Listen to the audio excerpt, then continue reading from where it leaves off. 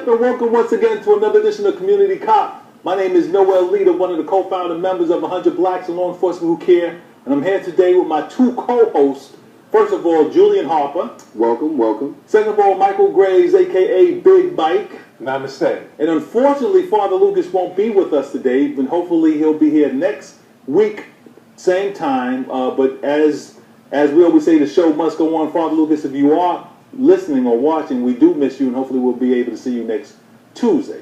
But right off the bat, we want to start off the program with a young man who, if those of you who caught the program last week, called in to make some comments about police brutality. We were so impressed with some of his statements. We asked him to come in studio today to open up the program to express some of the views that he started expressing last week. This is 12-year-old Trayvon Lewis. Welcome. Very articulate young man. He is from Chesterfield, Virginia, and he is the great-grandson of our own producer, Sheila Berry. Welcome to Community Cop. Welcome. We've seen you here a couple of times, and we always, we always have very interesting conversations when we see you. Very articulate young man. How do you like New York? It's a great place to be. Right. Does it beat Virginia, your hometown? At some points, yes, it do. Well, we like to welcome you here to the Big Apple. I know you spend some time, some of the summer months with your great grandmother. Yes, Right. Okay, so welcome. But we were very impressed with some of your comments that you made over the telephone last week.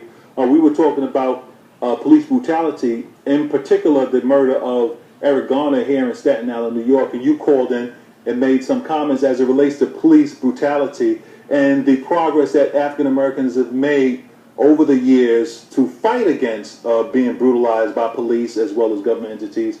Why don't you expound or talk about that a little more today? How do you feel, or what is your position as a young black man on police brutality, seeing on TV, on the news, in the newspaper, our people being abused by police officers? I feel like that. Most kids would, like me, I would feel like that I'm not safe in some certain areas. I would feel like that I can't go certain areas because I'm afraid that I might get hurt by policemen and they will be able to get away with it. So that's how I would feel on that, because I'm a kid and I know that, I can go to the grocery store and be able to go get my grandmother something and be able to come home safely. But sometimes it's just not that case, because on police, they're messing stuff up. Did you see the tape of Eric Garner, by the way? Yes, sir. Yes, I did. What did you think of when you heard him saying, I can't breathe 11 times? He said that he couldn't breathe. I felt like there has to be somewhere in the law that says that you have to let him go. Or even if that's not the case, that was an illegal chokehold and he was not able to, the police was not able to do that. And I feel like that it was very wrong of the police to know that the man couldn't breathe. And I felt like it was meant to kill him. It wasn't an accident. So you're saying that even if it wasn't in the law to prevent the chokehold, you're saying that they should have known by him saying he shouldn't breathe to let him go? Yes, sir. That's exactly what I'm saying. Okay. Well, let me ask you a question, and I'm very impressed with a 12-year-old having the ability to just understand what's going on and having the passion and concern to articulate his views and his opinion. But as a 12-year-old young black man, I would think that at one point you may have thought the police were there to help you. Seeing all of these incidents of people being assaulted, attacked, and even killed by the police, does that change your view on how your response, not how your response, but how your interaction should be with police, or the police ability to help you when you need them? Yes, sir. Actually, I do. I feel that I have seen good policemen help people, but now that I see what's going on in a community, I feel like I can't trust most of them. Now, how does it feel? Because, of course, there's a criminal element in our community, as in other communities, that we have to worry about, like criminals. And now, some of us feel we have to worry about the police. That's a very uncomfortable position for a young man or anybody in our community to have to worry about criminals and abusive police officers simultaneously. How do you, does that put any more pressure on you, to be, walk around in communities of color where, you might have to be concerned about police officers and criminals? Yes, it's real that there's criminals out here, and the police are also doing what criminals do. So Wow. you pretty much have to look for your own self. Question. There were approximately at least 8 police officers on that scene with Eric Garner. And you're implying that they're good police and they're bad police. Do you think there were any good police there if there were 8 police officers that could have stopped what was going on to Eric Garner? Were there any good police present that day? No, there was no good policeman that day. They were more of a gang than a police. Say that again? They were more of a gang than a policeman or a group of police. All right, we're interviewing right now. Started just a couple of questions, but this young man is, he has a very profound insight into this incident at the age of 12. His Trayvon Lewis from Chesterfield, Virginia. He's a great grandson of our own producer Sheila Berry. Let me ask you a question. I'm sorry, we didn't mean to ask you so many questions, but you're wanting us to be an excellent guest. If you were the police commissioner, if you were in charge of the police department, what would your response be to those police officers? Would you terminate them? Would you get rid of them? Or would you, just talk about just train them? After their actions caused the death of a citizen. I would most definitely say they don't need more training. They just need to leave, because that was wrong, and we just don't need the fact that people's not going to trust us in their society anymore. So we're going to get rid of the bad police, and we can work for the good ones. Word. All right. We'd like to thank you, Mr. Trayvon Lewis, Thank 12 you, years brother. old, Thank you. from Chesterfield, Virginia. We thought it was very important to open up the program with him. He made some very profound statements in a phone call that he made to our program last week. So it was a pleasure to speak to you in live, and we thank you for gracing us with not only your presence but your perspective at 12 years old, Brother Trayvon Lewis. So thank you. All right.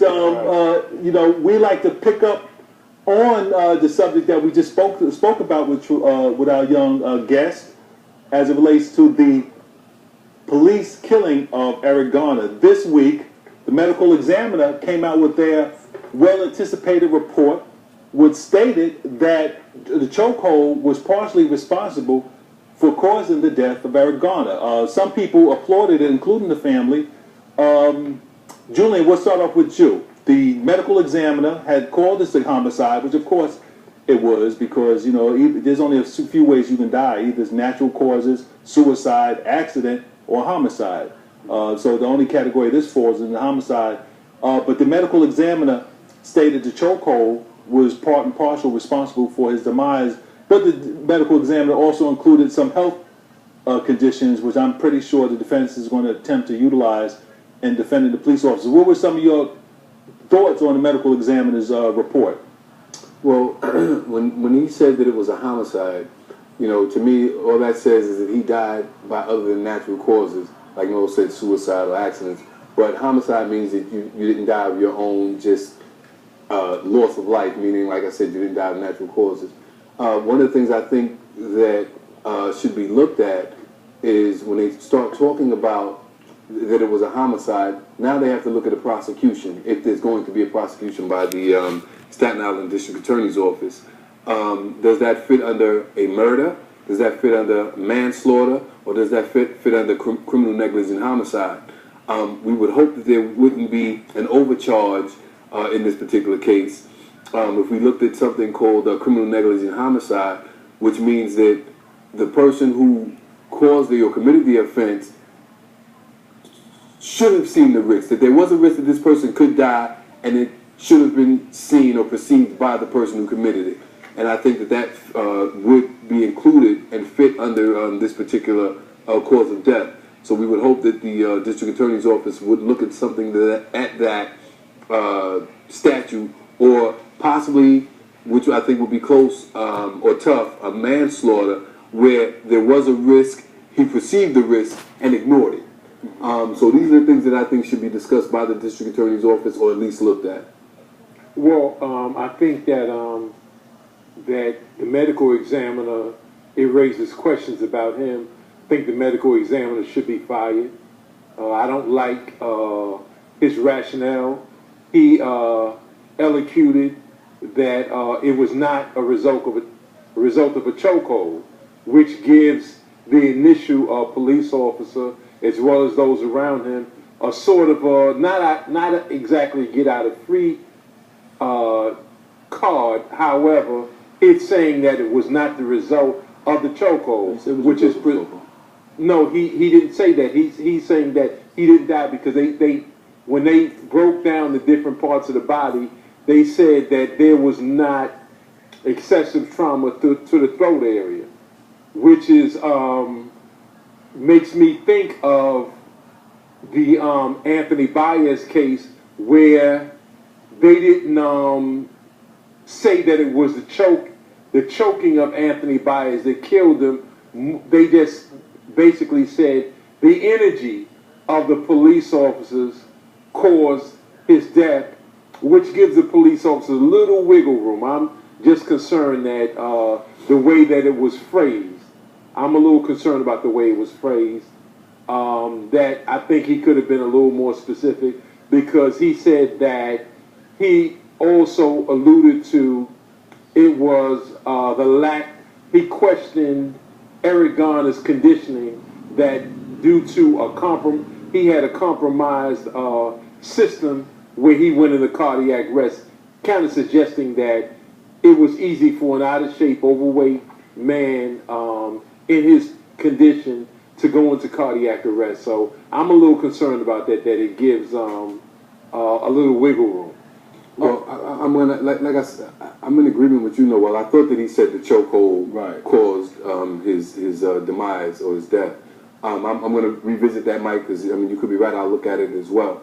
But let's say that that's the case. My question, if I was the prosecutor, would be if the police officer did not apply this hold to his neck and or his throat or throat area, and Mr. Gardner was left alone to his own devices, would he have died at that time? And I would think that the answer would be no. So I don't think that whatever the pre-existing conditions were, that they caused his death. So we'd have to look at that as well. But, you know, the bottom line is that these this interaction between the police and Mr. Gardner did cause his demise, and I think that anyone who had any part in this particular case should be held accountable. Right, and then the very another important point to this issue is there was more than one officer who piled on to Mr. Garner. There was more than one officer, Michael, who ignored his pleas, saying, I can't breathe, I can't breathe, I can't breathe, who piled onto his body. So, you know, I'm hoping that the New York City Police Department or the District Attorney's Office is just not looking at one person. Well, I think you're right, because they all should be held liable, and they all are culpable because they were all there, and they know full well that they were all responsible, not just the police officer who initiated the chokehold, and not just the supervisor, which hasn't been mentioned up to now. It seems that that sergeant on the scene, there has been little to no discussion on that person. So I think we need to look at it in a wider view. Now they're also starting to trivialize in language. They're starting to trivialize the chokehold because the police commissioner did not acknowledge that it was a chokehold. Exactly. He's sort of inferring that it was a sort of so-called partial chokehold. chokehold, but he's trying to say that it looked that way initially, but it was not a full chokehold. And certainly any application to the neck area that cuts off your wind is a chokehold. So he's trying to infer that somehow it wasn't. So he's distancing those police officers from the actual choke, while the medical examiner is talking about a compromised system of Eric Garner. So I'm just saying that they seem to be working in concert. And what they're doing is they're probably also offering possible defenses for the Absolutely. officers involved by bringing up it. But as you said, Julian, one would have to suggest that if the officers had not done what they done, that he would have died anyway at that particular moment. Right. But as you stated, Michael, to your point, and we try to stress to our community about this so-called liberal mayor, de Blasio, that so many of you supported and voted for. His initial response was to be critical. He said he was outraged of the video that he's seen prior to going to Italy. The mayor the police commissioner stated that chokeholds are not permitted under New York City Police Department policy and procedure. But that's before the mayor went on vacation to Italy. When he came back and they had a press conference, the police commissioner called it a so-called chokehold, and the mayor tried to suggest that chokeholds in certain situations are applicable or okay. If that is the case, because you brought up a good scenario last week, when you look at what happened with Brother Garner, that definitely wasn't applicable. The officer wasn't in a life or death situation. He forced the initial physical confrontation. And Julian, I want to get to you before we go to our next issue. The police PBA president, Patty Lynch, attempted to suggest that if Brother Garner had not resisted, then this whole thing wouldn't have happened. As to place the blame on the illegal chokehold, the piling on to this brother, the ignoring his pleas, I can't breathe, 9, 10, 11 times, and then the failure of the police officers to get in mercy mode when you had a civilian, an individual in physical distress. They had a nonchalant attitude. All of that, didn't happen. The only thing he says is that Eric Garner wouldn't have had this incident if he had not resisted arrest. Yeah, well, if the police officers never attacked him, it wouldn't have happened either. Exactly. So there's a multitude of things you could say if it did. Or if he never woke up and left the house in the morning. Exactly. This wouldn't If happen. that cop took the day off, it was his RDO. It could have been anything. But so I'm not even gonna get too involved in that, because one thing that I do understand, when you talk about the statement by the mayor, when you talk about the statement by the police commissioner, when you talk about the statement by the PBA president, the police department is in the business of protecting the police department. Now, if we're talking about looking for some justice and some fairness, we're not going to the right people, because you're not going to have the people who commit the atrocity be the ones to expose the atrocity. So we have to understand that they're in the business of protecting the police department, and that's what they're going to do. But we have to be in the business of protecting our citizens and the rights of the people that live in this state, in this country, and in this city. So these are the things that we need to do. We need to hold them accountable, and we need to make sure that we look at this and any other incident with a fine-tooth comb. Noel and I were just talking about another incident that occurred, I'm going to mention this very briefly,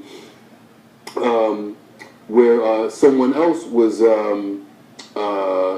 assaulted by the police. What was the... Emergency service? Right, exactly. Someone had responded. EMS was called to a police precinct in Brooklyn where a person was being removed as an emotionally disturbed person, and they got into an altercation with the police. Now, the person was already handcuffed and on a gurney, and this person was emotionally disturbed, so they spit at one of the police officers. And while the person was on the gurney and handcuffed, a police officer punched him in the face. The EMS attempted to remove the person, and the person spit again, and now 3 or 4 police officers began to punch and hit this person in the face while they were handcuffed and on a gurney. The EMS found that they needed to report this, and they made a report, and they filled out an entire report and reported the assault by the police to the FDNY authorities. But you're just saying this happened under the Giuliani administration? No. This happened under the current administration. No, sir. You talk about Mayor de Blasio and Police Commissioner Bratton. Mm-hmm. This happened under their administration? If they were in charge on July 20th, where the report states this happened, yes, it was under their administration. Well, this is why a couple of weeks ago, because I knew the playbook and I knew where they were going, they were looking for holes to, some wiggle room somewhere. This is why I brought up positional asphyxiation. The only violation was not the chokehold. Positional asphyxiation was a part of it, where when they, as a group, piled on and pressed him, and they had their knees and everything in his back, they were pressing him down to the ground, they caused positional asphyxiation where his lungs could not expand. So of course you're going to hear, I can't breathe, because he could not breathe. That is also another violation. Right, of the use of force procedure. Of the use of force. So this is why I'm saying that you have to look at it in its entirety, not just in small little segments, because they're going to look for holes to get out, and all of this stuff is being questioned. And even though Patty Lynch might be right when he says you have to look at what happened prior to when the video showed everything, just look at it. And you could see that at no point was there any imminent danger to those police officers. There was no fist. There was no boxing stand that Garner was in. He was just voicing that he was tired of this, that he wasn't doing anything. He was saying things like that. So if Patty Lynch believes that all of that use of force is necessary for somebody basically in their own way voicing their constitutional rights, then Patty Lynch is in the wrong line of work for him to say something like that, because he was basically saying, I have the right to stand here, I'm not doing anything. So Patty Lynch is just trying to find some wiggle room somewhere. He's saying not to believe the video, then what is he saying to believe? Those officers' accounts? And Noah, you're 100% right, because these statements are really going to set a tone when you start talking about trials, the jury and grand pool. juries, and jury pools. And mind you, we talk about Staten Island. Absolutely. You know, where a lot of police officers live on Staten Island. Not only live, they work there. Right. They have friends, Family relatives, members. neighbors, and then your regular sympathizers to police. So when you hear the mayor, your mayor, so-called liberal Bill de Blasio, who has an all-white police, he has white corrections head, a white New York City Police Department head, all white, there's law enforcement arms. We have the mayor, the police commissioner, the union rep, and some newspapers making these suggestions. You know, it will affect the jury pool in the way that they're thinking. Julian, also, recent New York Daily News reported the disparity in summonses issued to minorities, so-called minorities, as it relates to violations. This is Bill Bratton's broken windows concept. As it relates to enforcement, like close to 90% of the people that are being targets of these minor violations are African American and Latinos. Mm-hmm. Yeah. This is under Giuliani or Bratton that are they talking about? Well, this has been going on throughout but it's a period of time. consistency in this administration. Right. It's also and even consistency. Bill Bratton even articulated that he wants to amp this up. And Garner was allegedly accused of selling cigarettes when I'm not even sure if that was happening when the police confronted him. But what about this report in the Daily News? Yeah, the Daily News just reported that 81% of the 7.2 million summonses that were issued for the so-called minor violation, broken windows theory or policing, 81% are either black or Hispanic. And they talked about the disparity, and they also talked about how there may be an intent by the police department to target these particular groups, meaning blacks and Hispanics. And people have may not realize that these things have an effect on the community, Right. and they also play a role when we start talking about excessive force by police officers, when we start talking about the charges of resisting arrest. Because when people feel that they're not doing anything wrong, they want to voice their opinion. Listen, I'm not doing anything. I was just having a discussion with a retired New York State trooper the other day, and we were trying to define, or he was trying to define, what resisting arrest means. So if a police officer walks up to you and says, I didn't do anything wrong, why am I being arrested? He articulated that as a start of resisting arrest. And that's how all these charges begin to pile up on some of these young men and women. And Michael, when we talk about these violations, we're not only talking about, we talk about things like being in the park after dusk. Yes. Things such as riding a bicycle on the sidewalk. You know, such as things as jaywalking. You know, so we're not talking about major crimes. And if individuals forget to go to court, if individuals just ignore the summons, there's a warrant. A warrant for their arrest. You know, so whenever you hear these cops kicking down people's door because the person has a warrant, we a lot of times think that this person is wanted for a homicide or for a big drug deal, but a lot of times it's these petty summonses that this administration has determined to increase. Well, here's what we know in our law enforcement background that a warrant can be converted. I mean, a summons can be converted to a warrant, and unfortunately, oftentimes when we talk about the broken window theory, we're talking about it in isolation, as if that's not part of a grand strategy. The fact is, the broken window theory comes out of conservative think tanks.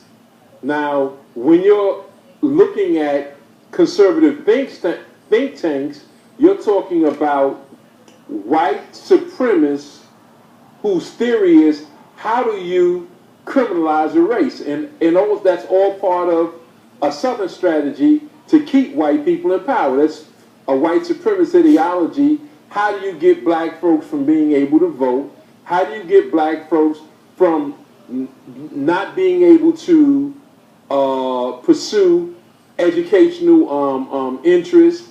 How do you keep them from civil service jobs where you do, as Dr. Shashi McIntyre said, you criminalize a race, you cut off, you disenfranchise them where now they can't vote. So when we talk about a broken window theory, people trivialize it and make it to spitting on a platform can get you arrested, can get you a summons, chewing gum, throwing bubble gum, chewing gum on a platform, things like that. It's bigger than taking that. up 2 seats on the train. Right. It's much bigger.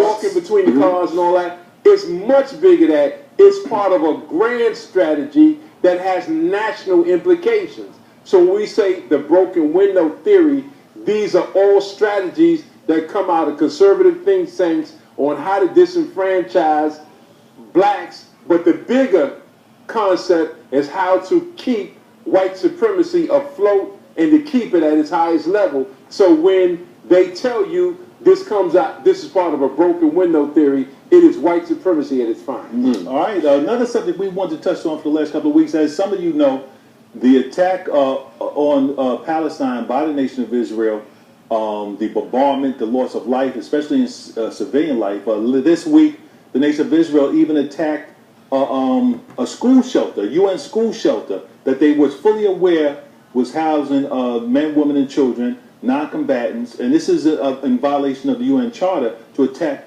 such a location. The President Obama administration said it was appalled and a disgraceful attack.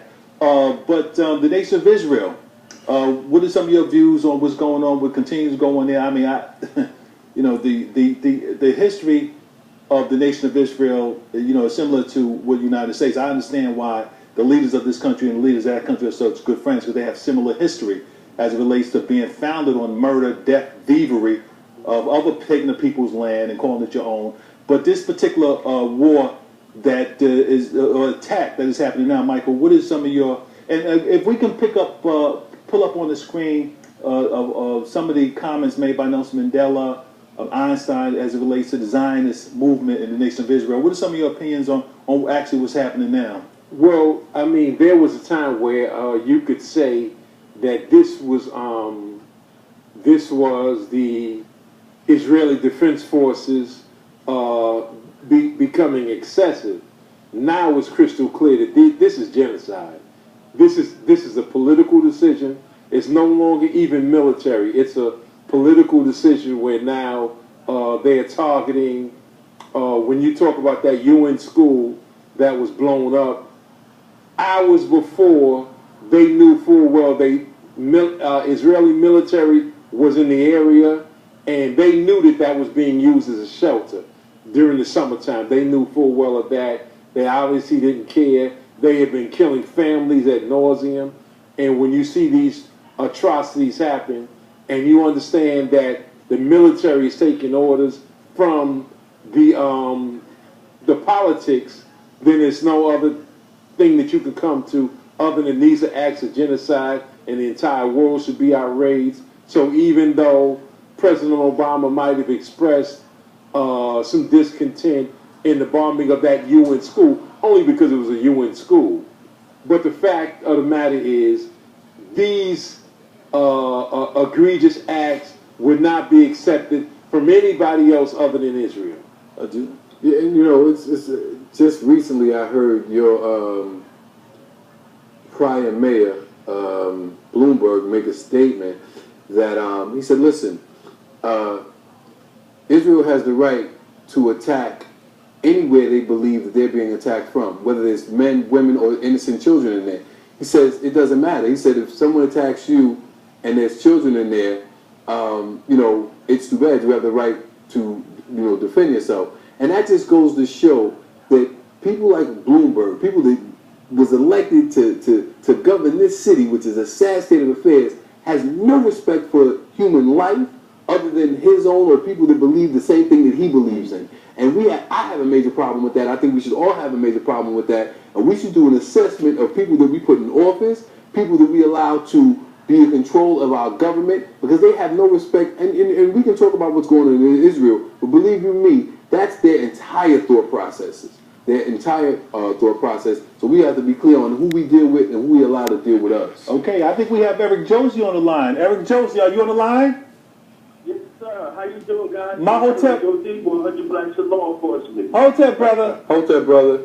Brothers, it's real good to see you on the air and hitting these hot button topics. Yes, sir. You guys are doing great. I just want to make a few comments in regards to the Eric Garner case. You guys pretty much hit it all, so I won't stay on that topic too much. Other than we got to start thinking like chess players and start thinking ahead. All right, the pathologist ruled this man as a man of homicide. And that's all it is, just a man of homicide, like Julian said. It's not a suicide. It's not a natural cause. It's a man of homicide. But where's it going to go from here? We got to think about Richmond County. As you said, Noel, you know, this where it's a police state. Police officers live there. And if you remember at one time, under the Dinkins administration, the Staten Island attempted to separate themselves from New York City. So that's the mentality that you're facing in this administration. Also, suspiciously, we haven't even heard from the DA in that case. We haven't heard from the DA in Richmond County. He hasn't chimed in. He hasn't said he's going to investigate this case whatsoever. So suspiciously, they're real silent. It reminds me of the Admiral Lehman case, how we as 100 Blacks in law enforcement had to go to the United States District Attorney on that manner. And that's the only real true manner of investigation that this man civil rights violation to be challenged in the right court. And just to chime in on Israel and Gaza, also know that your president, Noah Leader, has forwarded $300 million to Israel and armed the welfare to go against Gaza. In the midst of all this, has authorized this money in addition to the several $1 billion that they get annually from the United States, and he authorized them. Real quick, you know, over the past decade or 2 decades, this country has sent over $181 billion to Israel. But Joseph, real quick before you leave, as you know, it was been reported in the press that the young man who actually videotaped this whole incident was recently arrested by members of the New York City Police Department. Now the Staten Island prosecutor is going to prosecute him, and he's probably going to be called as a witness to that, to the Garner murder. Do you see that as a possible conflict?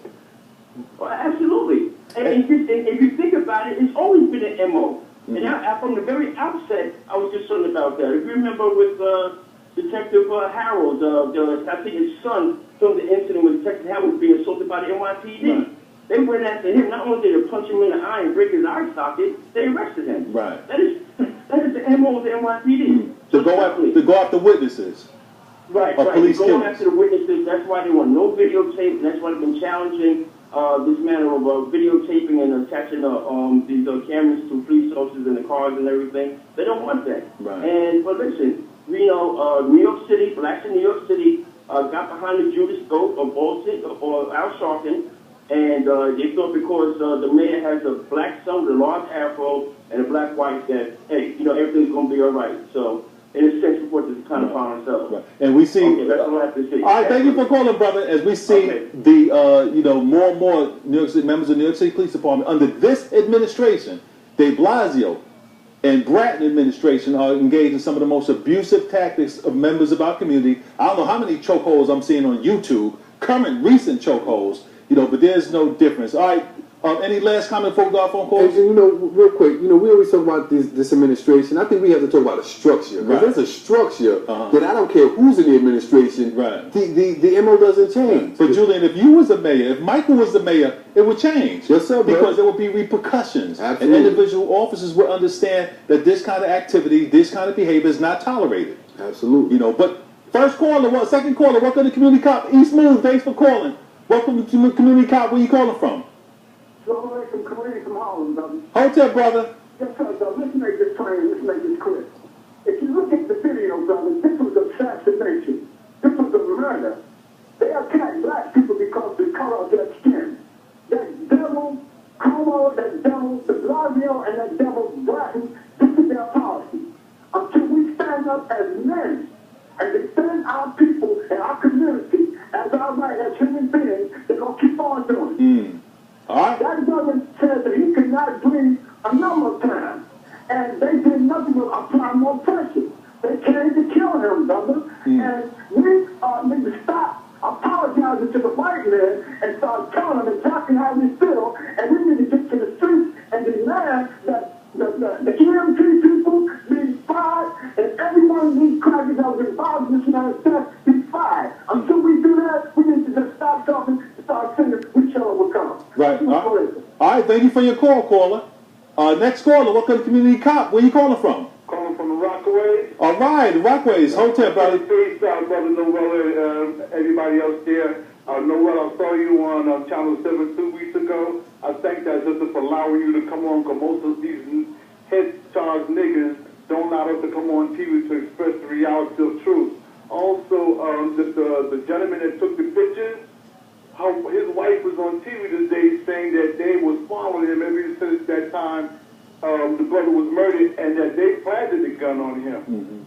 Also, the head of the police association, the white guy, Patty the Lynch. sisters of Bratton, with the sisters of de Blasio, and with the sisters of Al Sharpton, the head nigga in charge.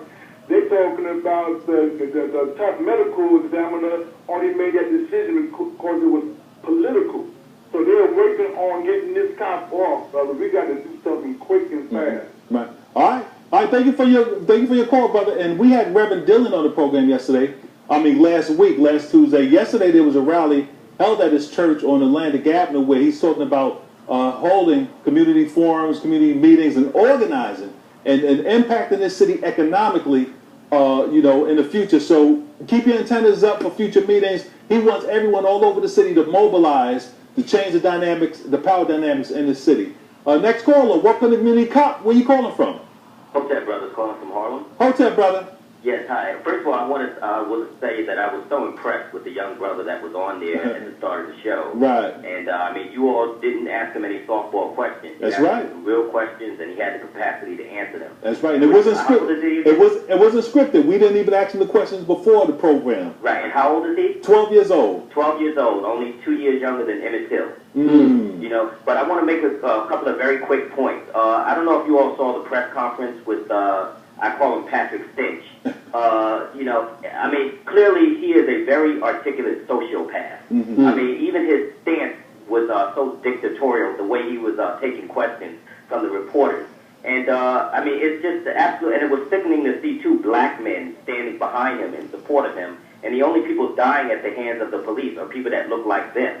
And you would get the impression that police are being convicted left and right if you listen to him. Right. But another quick point I want to make is that the young Hispanic brother, Puerto Rican brother, that was apprehended by the police, we need to start rallying around people that expose the crimes of the police, because we know they're going to come after them. Maybe we can start making some churches available to provide like some sort of safe haven for them when the police try to, their shenanigans. And Brother Michael Gray, I hope you're going to run for mayor next time, and if you are, we need to get started now. Right. Excellent point. Good point, brother. Well, just want to make the point that thank you for the kind words. You have to remember, Daisy Boria told the truth. She was a police officer. She told the truth in the Anthony Baez murder by a half dozen police officers, and she was literally run out of the police department. She was under tyranny from white police officers, not black police officers, not Latino police officers. White police officers got together and made her life miserable. And I won't go into the dirty details of how they did it, but it was an all-out assault, a full-court press, and every aspect of her life. She had to wear a vest 24 hours a day, have a radio on her 24 hours a day, and it affected her. I'll just put it that way. It affected her, and she was not able to continue as a police officer because of white tyranny. So I'm saying that to say that also just keep in mind that the Omar Edwards case, they also used the person who allegedly was breaking in Omar Edwards' car against to work in the interest of the police department to co-sign the very things that they were saying, that they claimed, all the things that led up to the confrontation with Omar Edwards and Officer Dutton. So they will use witnesses of any on any level to go along with their plans. All right, next caller. Welcome to Community Cop. Where you calling from?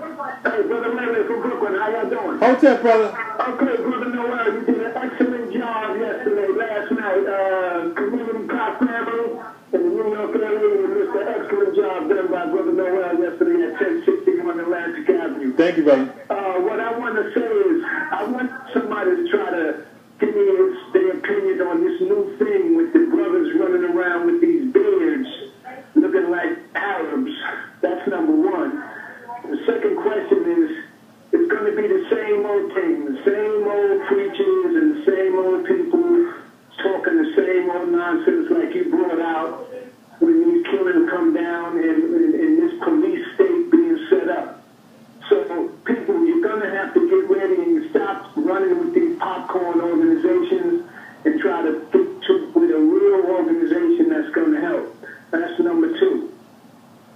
All right. Thank you for your phone call, brother. Please give me a heads up on this thing with these beards that I'm seeing all over the place. It's really fun.